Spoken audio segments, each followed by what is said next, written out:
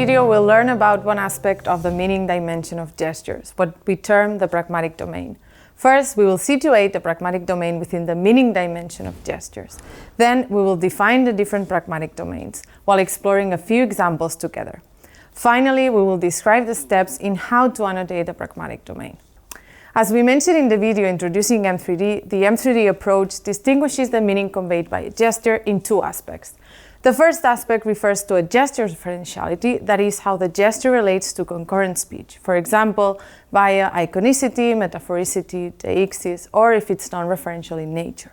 Regardless of gesture referentiality, gestures may or may not also convey discourse pragmatic meaning.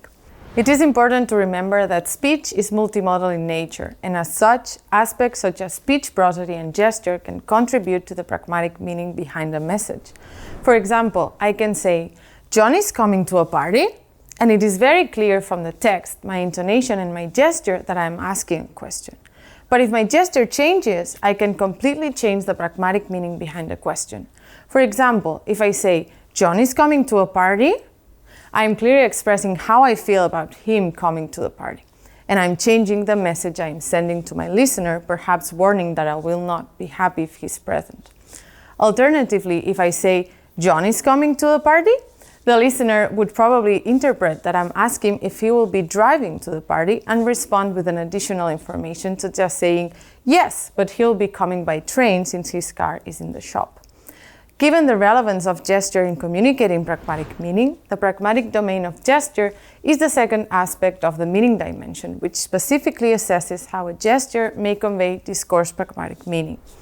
Through a thorough review of the literature on the pragmatic functions of gesture, we have identified 5 pragmatic areas or domains in which gesture may function pragmatically. The first pragmatic domain is speech act marking.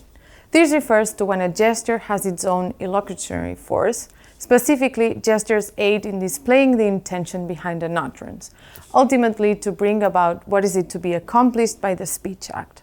The various speech acts that the gesture can reinforce include directives such as commands, requests, and invitation, representatives such as assertions and claims, expressives such as greetings, apologies, or congratulations, commissives where speakers are committed to future acts such as promises, pledges, or vows, and finally declarations which change an entity's status, such as blessings, firing, arrest, etc.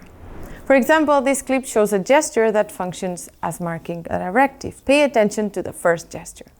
So stay with me, because it does circle around back.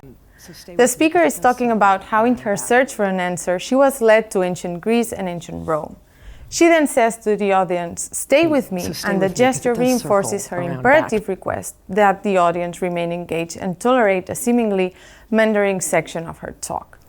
The second pragmatic domain is operational marking. This specifically refers to any aspects of affirmation or negation in gesture. Some straightforward examples would be shaking the head to say yes or no. However, we can also indicate more complex examples such as hand sweep gestures. For example, here's a gesture which indicates negation. Yet a bowling ball will always follow the same path. It doesn't matter what temperature it is, doesn't matter what's in its way.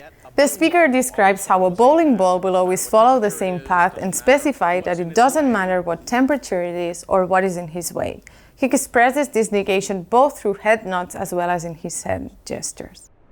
The third pragmatic domain is stance marking. M3D adopts a broad view of stance as personal feelings, attitude, value judgments, or assessments, and any expression of the speaker's stance is considered to be an act of stance-taking.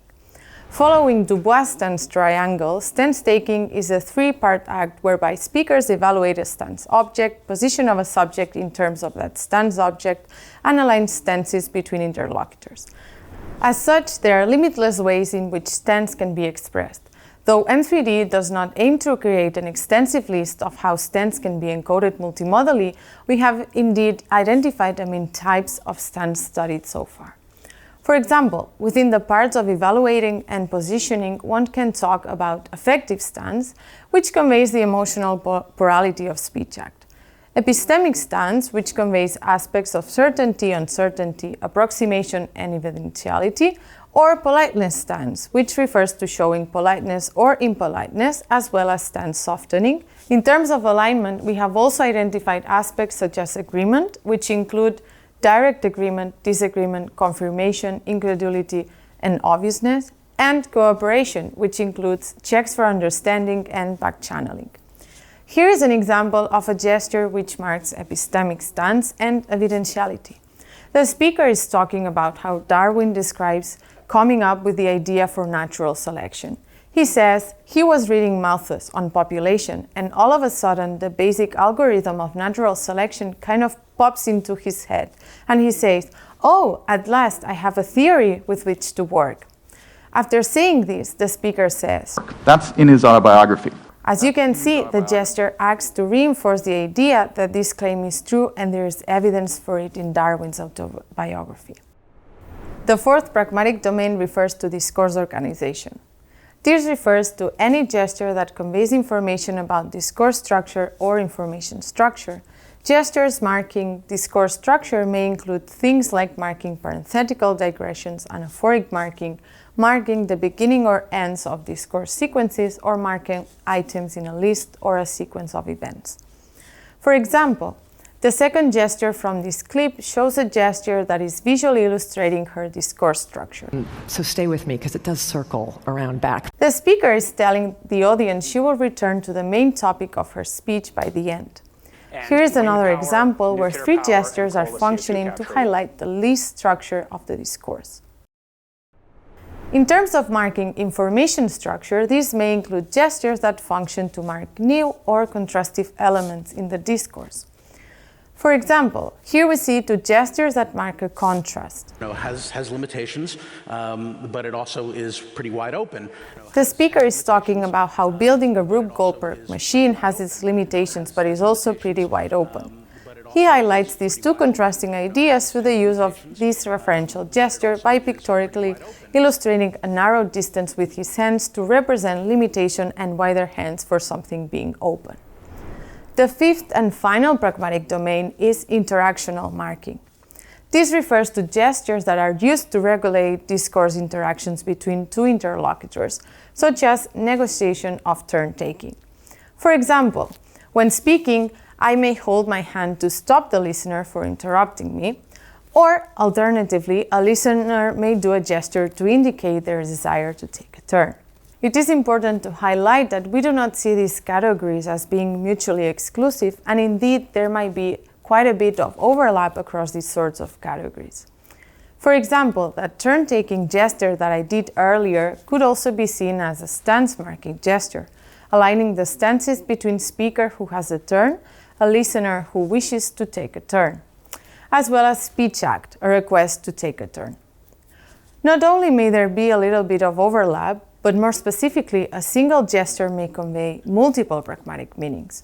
For example, here's a gesture that marks a speech act, marks stance, and marks information structure. Otherwise, go bother somebody else today. Go bother Leonard Cohen. First, the speaker gesture reinforces the directive that the addressee bothers someone else. The form of the gesture is also a typical shoo or go-away gesture, which thus conveys the speaker's effective stance in that she is annoyed. Finally, the gesture is produced on Leonard Cohen, a discourse referent that contrasts with the speaker in that she is saying bother him, not me. Go bother Leonard Cohen. The pragmatic domain is annotated with the audio turned on, as it is necessary to have the context of the speech to determine how the gesture is pragmatically functioning. Much like for the annotation of gesture referentiality, the pragmatic annotation should align with the stroke of the gesture. That is, for every gesture stroke, we should assess pragmatic meaning and annotate over the interval of the stroke. In the M3D Elan template, you will see a parent tier called Pragmatic Domain 1. Underneath, there are a series of child tiers where you may optionally annotate more specific functions. For example, a gesture that is marking contrastive focus, you may put discourse organization in the Pragmatic Domain tier and contrastive focus in the Pragmatic Function tier. When a gesture conveys multiple pragmatic meanings, the pragmatic domain tier can be duplicated and renamed so that there is a pragmatic domain 2, pragmatic domain 3, etc. In this way, labelers can annotate as many pragmatic functions as necessary. In this video, we have explored another aspect of the meaning dimension of gestures, specifically the different pragmatic domains. Remember, any gesture, regardless of their referentiality, may or may not convey a discourse pragmatic meaning. We have identified 5 main pragmatic domains: speech act marking, operational marking, stance marking, discourse organization marking, and interactional marking, as well as a number of functions within each domain. A single gesture may convey multiple pragmatic meanings, which can be labeled with the M3D template. Thanks for watching.